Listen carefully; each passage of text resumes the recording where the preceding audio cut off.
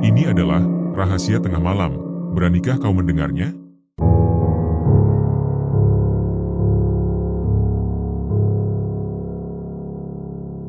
Suara tulang yang remuk tertindas ban truk memecah suasana di jalan itu. Orang-orang terdiam, terpaku pada pemandangan yang begitu mengerikan. Lututku terasa lemas saat melihat darah segar yang mengalir deras membasahi aspal. Di tengah keheningan yang ganjil, terdengar teriakan meminta pertolongan, bercampur dengan kepanikan. Beberapa orang bergegas mencari apa saja yang bisa digunakan untuk menutupi jasad yang tak lagi berbentuk. Daun pisang, potongan kardus, hingga spanduk robek dipungut begitu saja. Jasad seorang gadis muda yang mengendarai motor metik tergeletak di sana, menjadi saksi bisu dari kecelakaan tragis ini. Kejadian itu mengguncang suasana. Beberapa orang mulai mengerumuni lokasi, saling berbicara dalam nada takut dan prihatin. Di sudut keramaian, seorang ibu menggendong anak kecil yang menangis sambil bergumam pelan, seolah meratapi nasib yang menimpa si gadis. Aku hanya bisa berdiri terpaku, berusaha menenangkan diri meski jantungku berdetak begitu cepat. Pikiranku melayang ketika mendengar penuturan seorang warga bahwa kecelakaan sering terjadi di tempat ini. Aku menelan ludah, mencoba memahami bahwa kampung pamanku, yang sebelumnya kukira tenang, ternyata menyimpan kisah yang begitu kelam. Bayangan darah yang bercucuran, isi kepala yang berserakan, hingga seorang pria yang terlihat memungut sesuatu dari aspal, yang ternyata adalah bola mata, membuat perutku bergejolak. Aku ingin muntah, tapi mencoba menahannya. Sesampainya di rumah, tubuhku masih gemetar saat Bude menyambutku di dapur. Ia menyadari wajahku yang pucat dan napasku yang tersengal-sengal. Setelah mendengar cerita tentang kecelakaan itu, Bude menghela napas panjang, menyebutkan bahwa kejadian serupa sudah sering terjadi. Menurut Bude, mayat-mayat seperti itu biasanya hanya dijahit seadanya. Bagian tubuh yang ditemukan dikubur bersama, sementara yang tersisa di jalan biasanya diletakkan di bawah payung hitam selama 40 hari sebagai bagian dari tradisi. Penjelasan itu membuat bulu kuduku meremang. Bude juga mulai bercerita tentang warung baru di seberang jalan yang baru dibuka sebulan lalu. Ia curiga bahwa pemilik warung itu menggunakan jin penglaris untuk mendatangkan pelanggan, meskipun harus mengorbankan nyawa manusia. Aku, yang biasanya skeptis terhadap hal-hal mistis, mendadak terpikirkan oleh berbagai rumor yang pernah kudengar tentang praktik semacam itu. Apakah benar nyawa-nyawa yang melayang di depan warung itu terkait dengan keberhasilan warung tersebut? Sore itu, Bude memintaku pergi ke warung untuk membeli garam dan jeruk nipis. Saat perjalanan pulang, sial menimpa. Sebuah mobil melaju kencang hingga membuatku terjatuh, dan plastik belanjaanku terlempar ke tengah jalan. Aku berlari mengejarnya, namun sebuah motor melintas dan melindas isi plastik itu. Garam dan jeruk nipis bercampur, tumpah dan hancur di atas aspal. Dengan kesal, aku harus kembali membeli bahan yang sama. Ketika kembali berjalan menuju rumah, suasana terasa semakin mencekam. Hujan mulai turun, dan tiba-tiba terdengar suara lirih di belakangku, seolah seseorang meminta pertolongan untuk mencari sesuatu. Aku berusaha meyakinkan diri bahwa itu hanya hayalanku saja. Aku mempercepat langkah tanpa menoleh ke belakang, meski bulu kuduku terasa berdiri. Sampai di rumah, aku segera meletakkan belanjaan dan merebahkan diri, mencoba mengabaikan perasaan ganjil yang terus menghantuiku. Di dapur, Bude sedang berbincang dengan pamanku. Aku mencuri dengar pembicaraan mereka. Bude mengeluhkan keadaan warung yang semakin sepi pelanggan sejak warung baru itu berdiri. Ia merasa warung baru itu dengan sengaja menutupi usahanya dan menduga bahwa pemiliknya memang menggunakan ilmu gaib untuk mendatangkan pelanggan. Pamanku hanya terdiam, meski terlihat bahwa ia juga mulai menyimpan kecurigaan yang sama. Malam itu, setelah selesai membereskan warung, aku berniat pergi ke belakang untuk mengantar piring dan mangkuk yang telah dicuci. Bude dan Pak D sebelumnya berpamitan untuk keluar sebentar ke minimarket, katanya ada promo akhir bulan. Aku diminta menjaga rumah dan dipesankan agar tidak melangkah sejauh teras sampai mereka kembali. Ketika aku hendak meletakkan piring, pandanganku tiba-tiba tertuju pada lemari di samping kanan. Lemari tempat Bude menyimpan sendok dan alat berjualan itu tampak bergerak sendiri, seolah-olah ada seseorang yang terjebak di dalamnya. Lemari itu bahkan bergeser sedikit dari posisinya. Aku mundur beberapa langkah dengan hati-hati, meletakkan piring di atas meja, lalu buru-buru menuju pintu keluar. Suara aneh terdengar samar dari arah lemari, membuat pikiranku bimbang. Aku bertanya-tanya, mungkin ada tikus yang terperangkap di dalamnya. Jika benar, tikus itu harus segera diusir sebelum merusak barang-barang Bude. Dengan perasaan was-was, aku mengetuk lemari pelan-pelan. Namun, suara ketukan serupa terdengar dari dalam lemari, membalas ketukanku. Awalnya aku mengira itu hanya kebetulan, tetapi setelah mengetuk 3 kali, balasannya tetap terdengar. Merinding, aku memutuskan meninggalkan lemari itu dan berjalan ke ruang tamu sambil menunggu Bude kembali. Saat itu, listrik tiba-tiba padam. Gelap gulita menyelimuti ruangan, membuat rasa takut semakin memuncak. Ponselku, yang biasanya menjadi penyelamat di situasi seperti ini, entah mengapa tidak ada di dekatku. Aku menyadari ponsel itu tertinggal di kamar. Dengan keberanian yang tersisa, aku mencoba menggapai ruang kamar dalam kegelapan, tetapi pandanganku tetap kosong. Di tengah usaha itu, punggungku mendadak terasa berat, seolah ada sesuatu yang menggantung di sana. Sensasi itu semakin nyata ketika suara aneh kembali terdengar, meminta sesuatu yang tidak ku mengerti. Aku berlari keluar, berharap menemukan rasa aman. Beberapa menit kemudian, lampu kembali menyala meskipun redup dan berkelap-kelip. Aku segera mencari lilin dan korek api sebagai antisipasi jika mati lampu terjadi lagi, kemudian masuk ke kamar untuk mengambil ponsel. Namun, aku dibuat bingung karena ponselku, yang seharusnya berada di meja, kini tergeletak di atas ranjang. Setelah mengambil ponsel, aku duduk sejenak, mencoba menenangkan diri dengan membuka media sosial. Namun, isi beranda penuh dengan berita tentang kecelakaan tragis yang belakangan ini banyak dibahas. Ketika hendak keluar kamar, aku melewati cermin. Dalam langkahku, aku menyadari ada sesuatu yang aneh. Bayangan di cermin itu bukan hanya memantulkan diriku, tetapi terlihat berbeda, seperti ada sosok lain yang mengintip dari kejauhan. Ketukan di pintu depan memecah lamunanku. Aku bergegas menuju pintu, mengira Bude telah pulang. Ketika pintu terbuka, sosok Bude berdiri di sana, namun ada sesuatu yang janggal. Wajahnya tampak pucat, terlalu pucat, dengan tatapan kosong yang sulit dijelaskan. Ia memberiku sebuah plastik hitam tanpa bicara, hanya memberi isyarat agar aku diam. Aku menurut, meski hatiku diliputi kebingungan. Tak lama setelah itu, sosok Bude kembali memanggilku dari pintu depan. Namun, kali ini ia terlihat berbeda, lebih hidup dan segar, membawa belanjaan sambil memanggilku untuk membantu. Kebingungan menyelimuti pikiranku. Jika yang baru datang ini adalah Bude, lantas siapa yang sebelumnya berdiri di depan pintu? Tubuhku terasa lemas, apalagi ketika samar-samar aku menangkap sosok menyeramkan di belakangnya. Sosok itu tersenyum lebar, meski wajahnya tampak hancur dan matanya kosong. Aku mencoba menjelaskan kejadian aneh itu kepada Bude setelah ia masuk. Dengan tenang, Bude menyuruhku berhati-hati. Ia menceritakan tentang kecelakaan yang terjadi dekat warung, tepat di lokasi aku menjatuhkan jeruk nipis dan garam beberapa hari lalu. Menurut Bude, arwah gadis yang menjadi korban kecelakaan itu mungkin sedang mengikutiku karena peristiwa tersebut. Malam semakin larut, dan aku mencoba tidur lebih awal, meski rasa takut terus membayangi. Namun, suara bising dari dapur membangunkanku. Ketika aku keluar untuk memeriksa, jendela dapur terbuka, dan tirainya tersiba angin. Barang-barang di dapur berserakan. Suara tangisan pilu seorang wanita terdengar jelas, menggema hingga menusuk hatiku.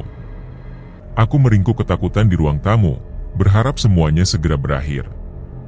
Namun, sosok itu tidak berhenti mengikutiku. Suaranya berubah menjadi jeritan yang memekakkan telinga, disertai hawa dingin yang merayap di tengkuku. Dalam keputusasaan, aku hanya bisa memohon, berharap ia pergi dan tidak mengganggu lagi. Ketika aku mencoba menenangkan diri, pandanganku tertuju pada warung yang kembali berantakan. Sendok, garpu, dan gelas berserakan di lantai. Kursi yang tadi sore telah rapi kini berpindah tempat, membuat kekacauan yang semakin membuatku kehilangan akal. Pagi yang tenang terasa hampa, meski warung Bude telah buka sejak subuh. Biasanya, warung ini penuh semangat menyambut pelanggan, tetapi pagi itu segalanya berbeda. Sepinya warung terasa mencolok dibandingkan dengan keramaian warung di seberang, sebuah tempat baru yang sejak pertama kali buka selalu ramai pengunjung. Matahari bahkan belum sepenuhnya menampakkan dirinya, tetapi pelanggan telah memadati warung tersebut. Ada rasa penasaran yang terus mengganggu pikiran. Warung Bude yang sudah berdiri lama dan memiliki pelanggan setia mendadak kehilangan daya tariknya. Tidak masuk akal jika semua ini hanya kebetulan. Keinginan untuk mencari tahu membuat langkahku terhenti di depan warung baru itu. Aku memutuskan untuk berpura-pura memesan sesuatu sambil memperhatikan sekeliling. Ketika pesanan sedang disiapkan, aku meminta izin untuk mencuci tangan di tempat pencucian piring. Tempat itu terletak cukup jauh di belakang, memaksaku melewati beberapa meja makan yang penuh pelanggan. Saat mencuci tangan, perhatianku tiba-tiba teralihkan oleh sebuah panci besar yang berada di atas kompor. Perasaan ingin tahu menguasai diriku, dan aku mendekatinya dengan hati-hati. Saat tutup panci itu diangkat perlahan, mataku langsung tertuju pada kuah di dalamnya. Dari luar, kuah itu terlihat biasa saja seperti kuah soto lainnya. Namun, ketika kuaduk perlahan, sesuatu yang tidak wajar tampak di dalamnya. Gumpalan hitam menyerupai rambut menggumpal mengambang di tengah kuah. Rasa mual segera menyerang, membuatku hampir kehilangan kendali. Aku segera menutup panci tersebut dan berjalan keluar dengan terburu-buru, membawa serta pesananku. Ada rasa jijik yang tak tertahankan, tetapi aku juga merasa ngeri membayangkan kemungkinan bahwa warung ini menggunakan penglaris untuk menarik pelanggan. Pikiran tentang gumpalan rambut di kuah itu terus menghantuiku sepanjang jalan pulang. Setibanya di rumah, aku menyerahkan pesanan itu kepada Bude sambil menceritakan apa yang kulihat. Bude mendengarkan dengan seksama, kemudian memberikan penjelasan yang membuat tubuhku merinding. Ia mengatakan bahwa beberapa warung memang menggunakan cara-cara tidak wajar untuk menarik pelanggan, dan salah satunya adalah melalui penglaris. Kata-kata Bude semakin membuat pikiranku tak tenang. Ia menyuruhku kembali ke warung itu esok hari, berpura-pura menanyakan sesuatu yang sederhana, seperti apakah pemilik warung memiliki anak. Penjelasan Bude tentang kemungkinan adanya tumbal membuatku takut, tetapi aku setuju untuk melakukannya. Malamnya, suasana rumah terasa sunyi. Aku bersiap tidur lebih awal dengan rasa gelisah yang tak bisa dijelaskan. Ketika lampu kamar tiba-tiba padam, aku merasa panik. Ketakutanku terhadap kegelapan sejak kecil membuatku segera meraba-raba mencari ponsel untuk menyalakan senter. Dalam keremangan cahaya, aku berjalan menuju saklar untuk menghidupkan lampu. Di tengah perjalanan, langkahku terhenti oleh sensasi dingin yang tiba-tiba menyelimuti kedua kakiku. Rasanya seperti ada sesuatu yang memegangnya dengan kuat. Tubuhku gemetar, keringat dingin mulai mengalir deras, dan ponsel di tanganku terjatuh ke lantai. Dalam diam, aku mencoba mengumpulkan keberanian untuk bergerak, tetapi tubuhku terasa terkunci di tempat. Ketika akhirnya aku tersandung dan terjatuh, suara tembang Jawa tiba-tiba terdengar sayup-sayup dari kejauhan. Suara itu semakin lama semakin jelas, menambah rasa takut yang telah mencapai puncaknya. Aku berlari ke ruang tamu dengan napas tersengal, hanya untuk mendapati pintu kamar Bude terkunci rapat. Meski telah mengetuk dan memanggil dengan panik, tidak ada jawaban dari dalam. Rasa takut membuatku terduduk di lantai, menangis dengan putus asa. Perasaan diawasi terus menghantuiku, tetapi aku tidak berani menoleh ke belakang. Ketika akhirnya aku berhasil membuka pintu kamar Bude, apa yang kulihat membuat nyaliku benar-benar runtuh. Di atas ranjang, tampak sesosok makhluk menindih tubuh Bude dan Pak D. Wajahnya mengerikan, dengan mata bolong dan senyum yang lebar. Rasa takut membuat tubuhku lemas hingga aku tak mampu berkata-kata. Saat mata kembali terbuka, aku sudah berada di lantai kamar, dengan Bude di sisiku. Ia terlihat khawatir, menatapku dengan penuh perhatian. Setelah mendengar penjelasanku, Bude memutuskan untuk mencari bantuan untuk mengusir gangguan itu. Ia juga menyuruhku untuk lebih rajin beribadah dan selalu menjaga diri dari godaan makhluk halus. Siang itu terasa begitu tenang. Sambil menunggu pembeli di warung, aku memilih duduk di bawah pohon nangka yang rindang. Sebotol teh menjadi teman di tanganku, menemani waktu yang bergerak perlahan.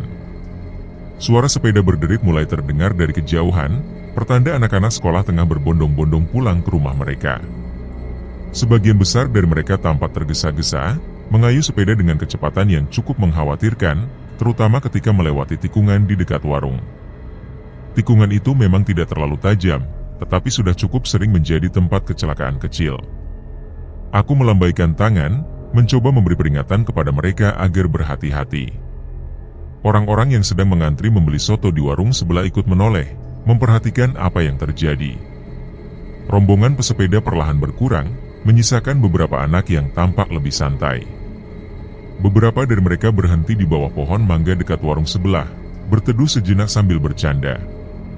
Salah satu anak perempuan yang melintas tersenyum kecil padaku sebelum akhirnya berlari kecil, mungkin risih dengan ejekan teman-temannya. Saat kembali ke warung, aku segera melayani seorang pembeli yang memesan soto ayam dan segelas es jeruk. Lelaki itu tampak masih muda, dengan raut wajah yang tenang. Sambil menikmati makanannya, dia sempat berkomentar tentang betapa ramainya warung sebelah, meskipun menurutnya rasa soto di sana tidak seistimewa yang digembar-gemborkan. Dia bahkan bercerita tentang pengalamannya membeli beberapa bungkus soto dari sana, yang ternyata rasanya hambar ketika disantap di rumah. Menjelang sore, Pak D tiba dari kebun dengan sekarung singkong di tangannya. Ia meminta Bude menggoreng ubi kayu itu dan menyiapkan sambal mentah untuk teman makan sore. Sementara itu, aku sibuk dengan ponselku, hingga tanpa sadar tersedak karena terburu-buru makan kue kering. Bude hanya menggeleng pelan melihat tingkahku. Selepas maghrib, sesuatu yang aneh terjadi. Pak D tiba-tiba memintaku duduk dan mulai meremas tanganku sambil membaca sesuatu dengan khusyuk. Perlahan, tubuhku terasa panas, seolah ada sesuatu yang berusaha masuk ke dalam diriku. Rasa sakit di punggung dan leher semakin menjadi-jadi, membuatku tidak bisa bergerak apalagi berbicara. Pak D terus melafalkan doa-doa, sementara aku berjuang menahan rasa sakit yang luar biasa. Tiba-tiba, terdengar suara tangisan perempuan, pelan tetapi menyayat hati. Suara itu terasa begitu dekat, dan aku merasakan dingin menyusup ke telingaku, seperti ada napas seseorang di sana. Tangisan itu berubah menjadi sebuah permohonan, meminta agar bola matanya ditemukan. Aku tidak mampu berkata apa-apa, hanya merasakan sakit yang seolah membelah tubuhku. Setelah beberapa saat, Pak D berhasil meredakan keadaanku. Ia memberiku air yang telah diberi doa, menyuruhku meminumnya pagi dan sore untuk mempercepat pemulihan. Hari itu, Pak D mengingatkan agar aku tidak lagi makan di warung sebelah, karena takut dijadikan tumbal. Cerita-cerita tentang penglaris di warung itu perlahan terungkap. Bude mengatakan bahwa kecelakaan yang sering terjadi di tikungan dekat warung itu kebanyakan melibatkan anak-anak sekolah. Hal ini semakin memperkuat dugaan bahwa ada sesuatu yang tidak beres di sana. Malam itu, sebuah surat dari saudara jauh Pak D datang, diantarkan oleh seorang lelaki yang mengaku sebagai utusan. Surat itu ditulis tangan oleh Rahma, sepupu jauh Pak D, yang mengingatkan agar kami berhati-hati terhadap orang-orang berhati busuk di sekitar. Isi surat itu tampak mempengaruhi Pak D, yang tiba-tiba berubah raut wajahnya setelah membacanya.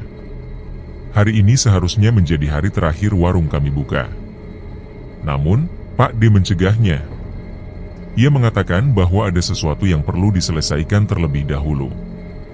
Entah apa yang sebenarnya ia rencanakan, tetapi firasatku mengatakan bahwa ini bukanlah hal yang sederhana. Aku diberi tugas untuk berjaga-jaga sembari memperhatikan orang-orang yang lewat. Pikiranku mulai terusik ketika mataku tertuju pada lokasi kecelakaan baru-baru ini. Bekas darah korban telah hilang tersapu hujan, tetapi suasana di tempat itu tetap terasa berbeda. Di sisi kiri dan kanan jalan, masing-masing terdapat 3 payung hitam dan sehelai kain kafan yang tergantung di dahan. Udara sekitarnya terasa aneh, membuat bulu kuduku berdiri tanpa alasan. Teringat kejadian kecelakaan tersebut, aku mengingat bahwa ada seseorang yang memungut salah satu bola mata milik korban. Namun, bola mata lainnya belum ditemukan. Aku mulai bertanya-tanya kemana harus mencarinya. Lamunanku terpecah ketika mendengar seseorang memanggil namaku. Aku bergegas berlari kecil menghampiri Bude yang berdiri di depan warung. Di tangannya terdapat sebuah plastik merah besar yang ia sodorkan padaku. Bude mengatakan bahwa seseorang baru saja memberinya sajadah dan tasbih. Ia menyuruhku menyumbangkan sajadah itu ke masjid karena di rumah sudah banyak sajadah. Aku mengagumi sajadah itu yang terlihat sangat cantik dengan warna biru yang memikat. Namun, meskipun aku mengusulkan untuk menyimpannya sendiri, Bude tetap bersikeras agar sajadah tersebut disumbangkan. Tanpa ingin membantah, aku menurut. Sajadah itu pun aku bawa ke masjid. Pengurus masjid sangat berterima kasih dan mendoakan kelancaran rezeki keluarga kami. Saat pulang dari masjid, aku merasa lapar. Aku memutuskan singgah di penjual bakso dan memesan 3 porsi.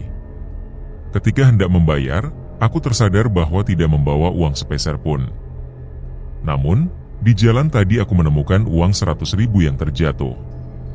Karena tidak ada cara untuk mengembalikannya kepada pemiliknya, aku memutuskan menggunakan uang itu terlebih dahulu untuk membayar bakso, dengan niat menggantinya nanti di rumah. Setelah sampai di rumah, aku menyiapkan 3 mangkuk bakso lengkap dengan es jeruk dan memanggil Bude serta Pak D untuk makan bersama. Ketika aku menceritakan bahwa uang untuk membayar bakso berasal dari uang yang kutemukan, reaksi Bude sungguh di luar dugaanku. Dengan tatapan tajam, ia langsung membuang semua bakso itu ke selokan, membuat air mataku menetes tanpa henti. Ia menganggap uang yang kutemukan mungkin berasal dari sesuatu yang tidak baik. Aku tidak mengerti dengan tindakan Bude. Bahkan ketika aku mencoba menjelaskan bahwa aku akan mengganti uang tersebut, Bude tetap tidak peduli. Ia hanya menyuruhku mengambil bakso yang belum kumakan dan membawanya keluar rumah. Malam itu, suasana rumah menjadi lebih mencekam. Sekitar pukul 9 malam, aku mencium bau busuk dari bawah ranjang. Ketika diperiksa, aku menemukan bangkai tikus yang sudah membusuk. Dengan perasaan jijik, aku segera membuang tikus itu keluar. Setelahnya, aku kembali ke kamar dan mencoba tidur, tetapi sulit untuk terlelap. Beberapa saat kemudian, aku merasa seperti ada sesuatu yang naik ke atas ranjang. Aku mengira itu Bude yang tidak tega membiarkanku tidur sendirian.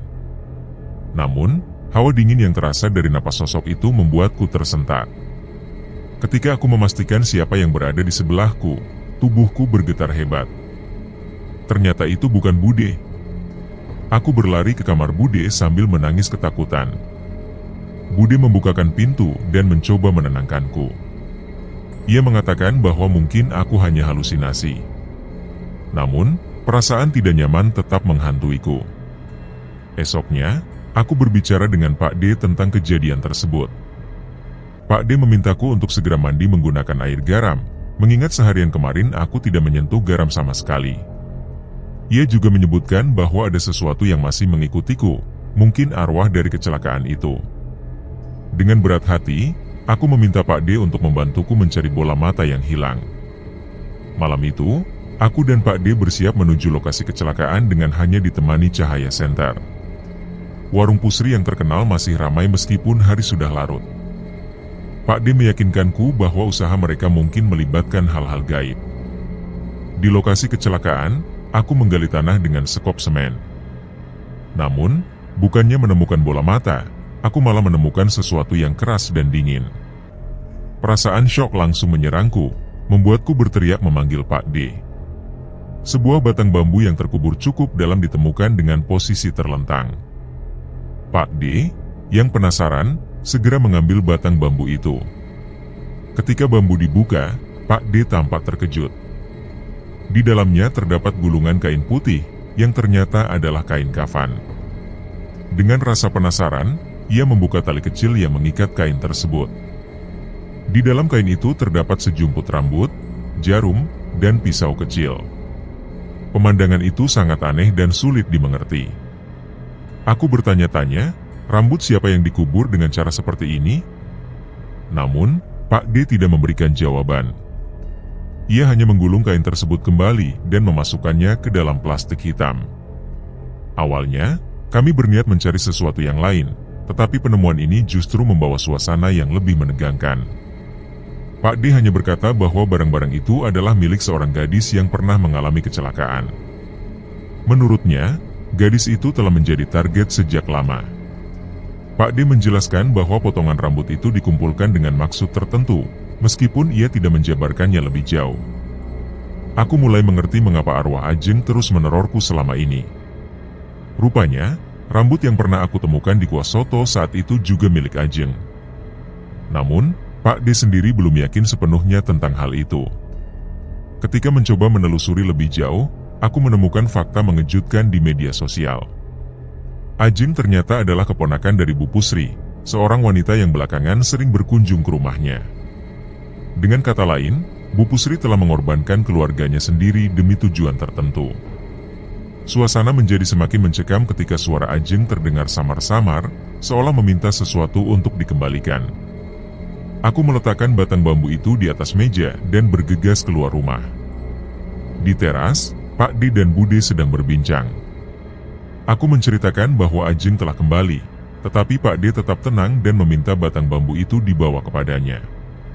Bude lalu mengambil batang bambu dan menyerahkannya kepada Pak D. Pak D memutuskan untuk pergi membawa bambu tersebut, meskipun tidak menjelaskan tujuannya. Malam itu, aku cemas menunggu kedatangan Pak D. Suara ketukan di pintu membuatku terkejut, dan ketika aku membukakan pintu, Pak D tampak kembali dengan pakaian yang kotor. Tanpa berkata apa-apa, ia langsung masuk rumah dan duduk di atas sajadah untuk berdoa. Aku yang penuh rasa ingin tahu hanya bisa diam, mengikuti arahan Bude untuk tidak bertanya lebih dulu. Setelah beberapa saat, Pak D memintaku untuk duduk di hadapannya. Ia menutup kedua mataku dengan kain, dan setelah itu, aku tidak merasakan apa-apa lagi. Ketika kain itu dibuka, Pak D memastikan bahwa Ajeng tidak lagi menghantuiku. Menurutnya, Ajeng sudah berada di tempat yang seharusnya. Hari-hari berlalu dengan sedikit kelegaan. Warung kami mulai ramai kembali, dan Pak D batal menutup usaha ini. Namun, sebuah kejadian di warung Bu Pusri menarik perhatianku. Pagi itu, warung Bu Pusri yang biasanya ramai justru sepi. Aku mendengar suara ribut dari arah sana dan memutuskan untuk melihat apa yang terjadi. Ketika mendekat, suasana menjadi mencekam. Sosok berwajah hancur, yang kukenali sebagai Ajeng, tampak menindih Bu Pusri. Dengan penuh amarah, sosok itu menghantamkan kepala Bu Pusri ke lantai berulang kali. Aku hanya bisa berdiri gemetar, menyaksikan kejadian itu. Suami Bu Pusri terlihat panik, tidak tahu harus berbuat apa. Para pembeli yang berada di warung segera berlarian keluar. Pak D datang menjemputku dan memintaku segera pulang. Aku mengikuti arahnya dengan berat hati, meskipun dalam hati masih penasaran dengan nasib Bu Pusri setelah kejadian itu. Sesampainya di rumah, aku membantu Bude di warung yang hari itu sangat ramai. Warung kami kembali mendapatkan pelanggan yang banyak, berbeda dengan warung Bu Pusri yang sepertinya kehilangan keberuntungan.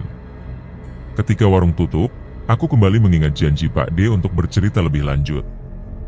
Namun, ia terlihat lelah dan hanya menyuruhku untuk beristirahat. Dari semua kejadian ini, aku mulai memahami bahwa apa yang terjadi pada Bu Sri adalah bentuk karma atas perbuatannya. Ia telah mengorbankan keluarganya sendiri demi kekayaan, dan sekarang harus menanggung akibatnya. 2 hari kemudian, rasa penasaran mendorongku untuk mencari tahu keadaan Bu Sri.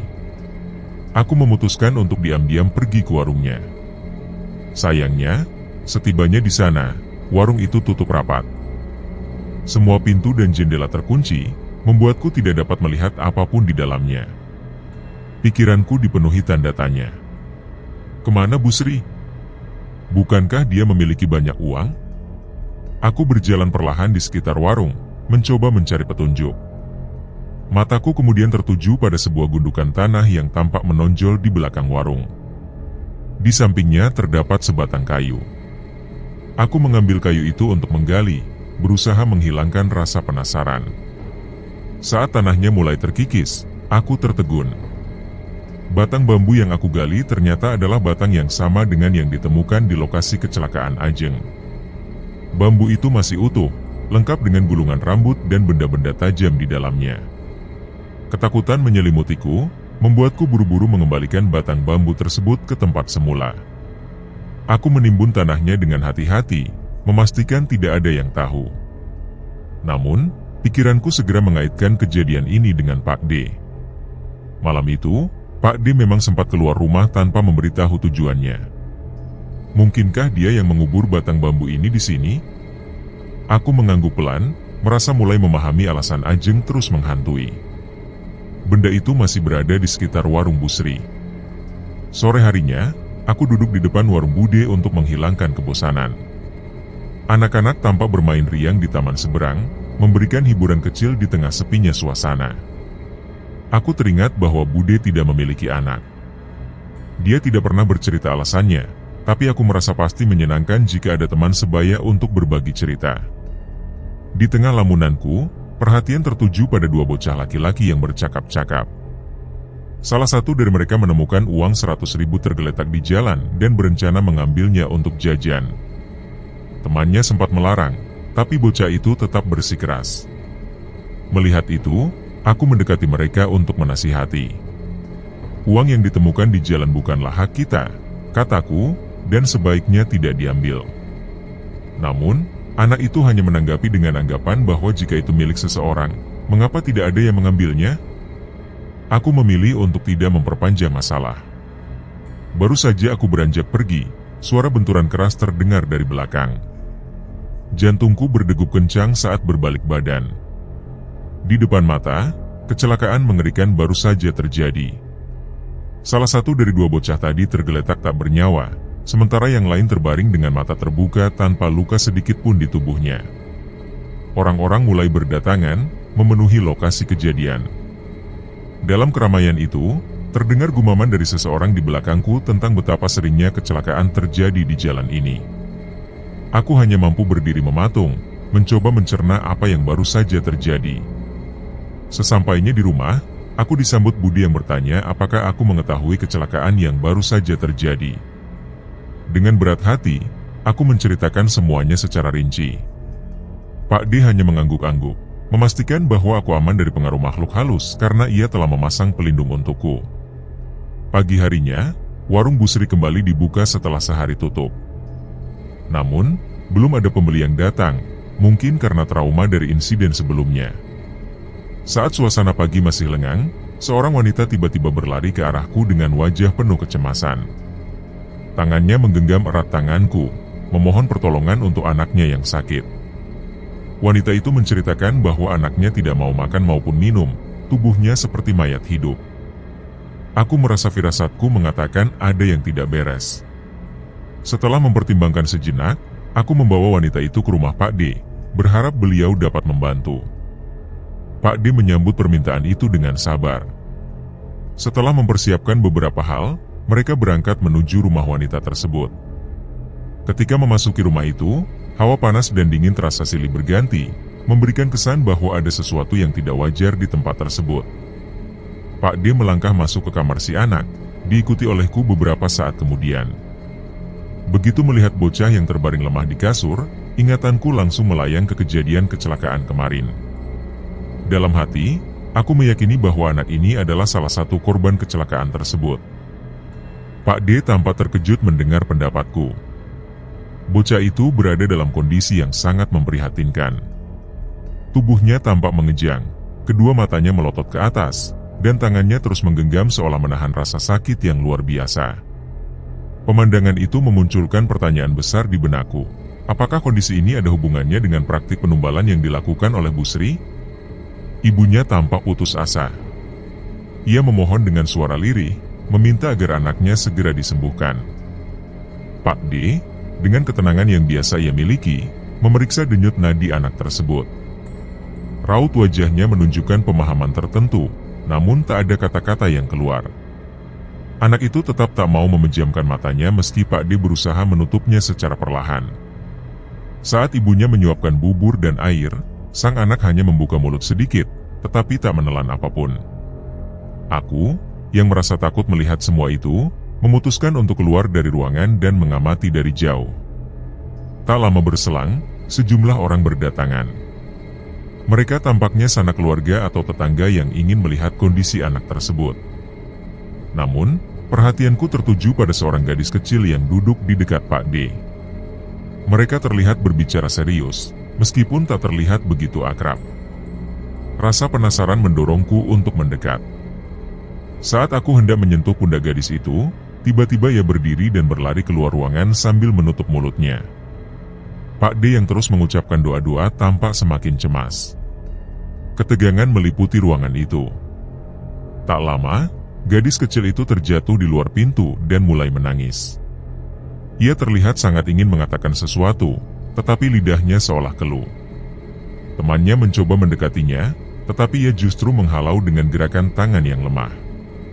Pak D kemudian memutuskan untuk menawarkan bantuan, meskipun ia sempat menyatakan tak mampu mengatasi masalah ini. Ia mendekati gadis kecil itu dengan penuh kehati-hatian. Sementara itu, aku merasa semakin khawatir akan keselamatan Pak D. Rasa takut membayang di pikiranku, tetapi aku memilih untuk mengikuti perintahnya dan kembali ke rumah. Malam itu terasa begitu panjang. Bude gelisah karena Pak D belum juga pulang. Berkali-kali ia mencoba menghubungi Pak D melalui telepon, tetapi tidak pernah diangkat. Aku merasa cemas, ingin pergi menyusulnya, tetapi Bude melarangku. Ketika terdengar suara salam dari luar rumah, aku bergegas membuka pintu. Rasa lega menyelimutiku saat melihat Pak D berdiri di depan pintu. Ia terlihat lelah, tetapi masih membawa senyum di wajahnya. Setelah masuk ke dalam, Pak D mulai bercerita tentang apa yang terjadi. Pak D menjelaskan bahwa batang bambu yang pernah kami temukan ternyata memiliki kaitan erat dengan Bu Sri. Ia menceritakan bahwa bambu itu digunakan sebagai media untuk memindahkan energi negatif, hasil dari perasaan dengki dan iri hati Bu Sri. Semua itu dilakukan demi mempertahankan kejayaan warungnya. Aku tertegun mendengar penjelasan tersebut. Pikiran langsung melayang ke dugaan bahwa warung Bu Sri menggunakan penglaris dan pesugihan. Pak D pun meyakinkan bahwa hal ini membutuhkan saksi lain agar bisa dijadikan bukti. Hari-hari setelah kejadian itu, warung Bude perlahan kembali sepi. Sebaliknya, warung Bu Sri yang sebelumnya tutup kini kembali ramai oleh pembeli. Pak D mulai mencurigai adanya hal ganjil, tetapi memilih untuk tidak langsung mengambil tindakan. Suatu hari, aku mendapati Pak D membongkar seluruh bagian warung kami hingga rata dengan tanah. Ia terlihat sibuk memilah-milah batang kayu yang masih bisa digunakan. Aku mendekati pria yang duduk itu perlahan, lalu berjongkok di sampingnya. Pak D tampak tenggelam dalam pikirannya, seakan tak menyadari keberadaanku. Dalam benakku, pertanyaan-pertanyaan berdesakan, mengalir tanpa henti. Semalam, kemana saja Pak D pergi? Mengapa ia baru pulang saat matahari hampir terbit? Dengan tenang, ia menjawab bahwa ia mengunjungi sahabat lamanya. Menurutnya, sahabat itu akan segera datang untuk membantu. Namun, nada bicara Pak D terdengar berbeda, seperti menghindari sesuatu yang lebih besar. Ketika aku bertanya tentang kondisi anak yang sebelumnya terlihat seperti mayat hidup itu, ia menjawab datar. Jawabannya tidak memberikan kejelasan, seolah-olah tak ingin terlibat lebih jauh dalam urusan tersebut. Tak lama kemudian, seorang pria datang. Wajahnya tampak asing bagiku, namun ia tersenyum ramah ke arahku dan Pak D. Setelah berkenalan, barulah aku tahu bahwa pria itu adalah Mulyadi, sahabat yang tadi disebutkan Pak D. Pak D menyambutnya dengan hangat, sementara aku hanya berdiri di samping, bingung dengan situasi ini. Mulyadi menatap warung Pak D dengan pandangan yang sulit diartikan. Tanpa ragu, ia berkata bahwa warung itu harus diratakan dengan tanah.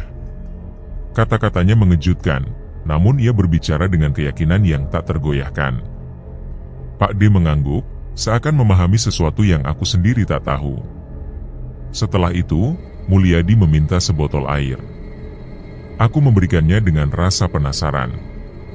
Ia memegang botol itu dengan penuh konsentrasi, membacakan doa atau mantra yang tidak kumengerti. Suasana terasa semakin tegang. Mulyadi menyuruh Pak D meminum air itu dengan mata tertutup. Aku hanya bisa berdiri di sana, menyaksikan dengan rasa khawatir. Pak D menuruti perintahnya, menenggak air hingga habis. Namun, saat membuka mata, Pak D tampak berubah. Wajahnya pucat, tubuhnya gemetar, dan ia tersungkur ke belakang dengan mata melotot seperti melihat sesuatu yang mengerikan. Mulyadi segera membantu Pak D untuk berdiri. Pak D terlihat ketakutan, namun ia mulai berbicara, menceritakan apa yang dilihatnya. Sebuah sosok tinggi besar dengan tubuh penuh rambut hitam panjang, mata melotot, dan taring mencuat dari bibirnya. Makhluk itu, menurut Mulyadi, adalah entitas yang menghalangi orang-orang untuk datang ke warung Pak D. Ia mengungkapkan bahwa makhluk itu adalah pelaku dari segala kesulitan yang dialami oleh keluarga kami. Mulyadi lalu menunjuk ke arah warung Busri. Ia berkata bahwa makhluk itu dikirim oleh Busri untuk mencelakakan kami. Bahkan, ia menemukan buhul atau media gaib yang ditanam di bawah pohon mangga di sekitar warung. Mulyadi menawarkan dua pilihan, mengembalikan buhul itu kepada pemiliknya atau menghancurkannya di tempat. Pak D berpikir lama sebelum akhirnya memutuskan. Dengan nada tegas, ia menolak untuk mengembalikan buhul tersebut kepada Busri. Baginya, kejahatan tidak perlu dibalas dengan kejahatan. Ia percaya bahwa Tuhan lebih adil dalam memberikan balasan. Setelah semua itu, Pak D mulai membangun kembali warung dari awal. Prosesnya memakan waktu, namun pada akhirnya warung kembali ramai oleh pelanggan. Sebaliknya, warung Busri malah tutup. Kabar tentang Busri mulai jarang terdengar, seiring dengan berita meninggalnya Hafiz, anak kecil yang sebelumnya selamat dari kecelakaan. Kondisi Hafiz semakin memburuk, dan akhirnya ia tidak mampu bertahan. Pak D memilih untuk tidak memberitahukan kejadian ini kepada warga. Baginya, tanpa bukti yang kuat, menuduh Busri hanya akan menimbulkan masalah baru. Ia menyerahkan semuanya kepada Tuhan, yakin bahwa keadilan akan datang pada waktunya.